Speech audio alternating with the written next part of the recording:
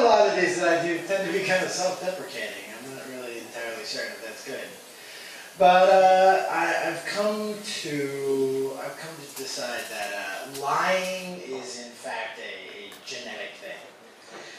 It turns out that so I don't know my biological father. I never actually met him, and everything that I know about him I know through my grandparents. And I guess to some degree, maybe storytelling is genetic too. I don't know. But so the other thing that I found is that my father, from what I hear, has never been terribly good with money. And so, you know, he was always sort of, to use an awful colloquialism, sort of, you know, borrowing from Paul to pay Peter. You know, and had that kind of cycle going where it's like, you know, well, you know, write a check and, you know, pay this person with that check, and then, you know, when somebody comes for that later and the credit card circles, and yeah, whatever. I don't have a credit card anymore. But the point is so I hear these awesome stories from my grandparents about my father and about my uncle and about their childhood, and they're very, very different human beings. One story that I love is about a Christmas where my grandparents used to do these really sort of elaborate scenes underneath the Christmas tree to surround their trains. And there was little skiers and lifts and snow. And my grandmother, being the perfectionist that she was, she'd be on a ladder and like leaning into the Christmas tree trying to tuck lights. And one year she started sort of tipping. My uncle just like turned sheet white, and his mouth dropped open, and my father just yelled, "Timber!"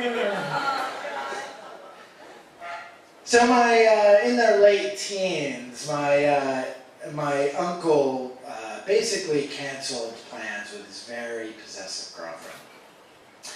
And he's driving along, and you know, drives by one of the hot spots that kids, I guess, back then sort of hung out with. I'm sure there was roller skates and shit involved. But she sees him at the light in the car with what she assumes, because, you know, you assume these things when you're a possessive girlfriend, another girl. So she gets in her car and she chases him. And they're like, you know, riding through all these windy shore roads until eventually she catches up with him and they pull over and she's honking and she's going crazy, and she comes out and she goes and she's just getting more and more riled up as she gets to the car, because she sees, like, you know, the person next to my uncle has a handkerchief on and sort of snuggling up next to him, you know, back in the day when they had fucking bench seats.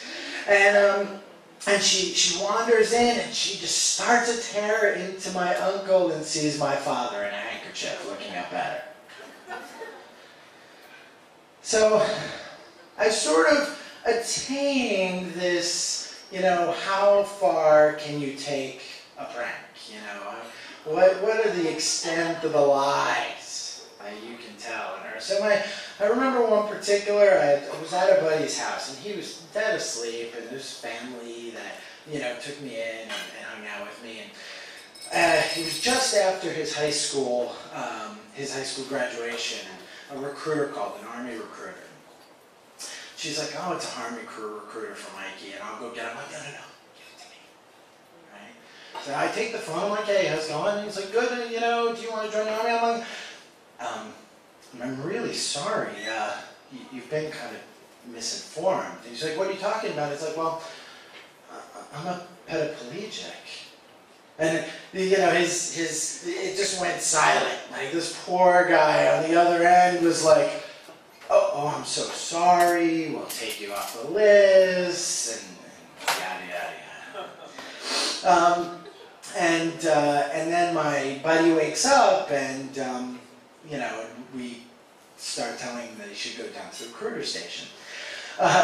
So, in any case, anyways, the final point of that is that it's 5 minutes. Is that you know that final the money thing comes around, and I find that I have to sort of shuffle things, and every once in a while, but the reality is that final of the 3 big lies is really has to be updated.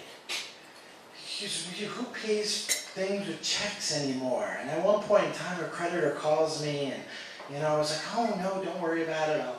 I'll send you a check, and he was like, oh no, that's okay. We can take your routing number, and we can take care of it right now. Can I call you back?